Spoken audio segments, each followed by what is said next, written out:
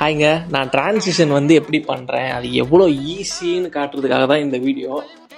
First வந்து song select பண்ணுறது and சாங்கில் வந்து எந்த லைன் வந்து டிரான்சிஷன் பண்ணுற மாதிரி இருக்குது, நல்லா இருக்குன்னு பார்த்து செலக்ட் பண்ணுறது.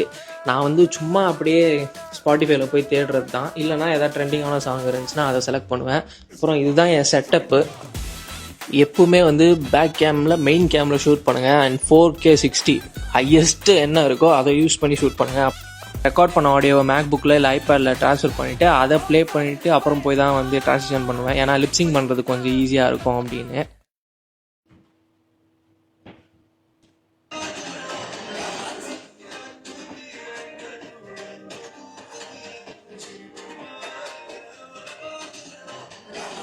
முப்பத்தாறு டேக் அப்புறம் ஒன்று ஓகே ஆச்சு. இப்போ போய் குளிச்சுட்டு ஃப்ரெஷ் ஆகிட்டு அதுக்கப்புறம் வேறு லொக்கேஷன் போயிட்டு மற்றது பண்ணுவோம்.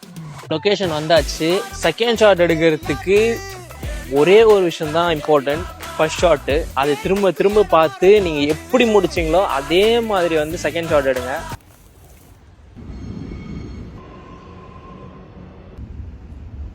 எடுத்து முடிச்சாச்சு. நான் ரிசல்ட்டை வந்து நாளைக்கு போஸ்ட் பண்ணுறேன். காலையில் இல்லைனா வந்து சாப்பிட்ற டைமில் வரும்.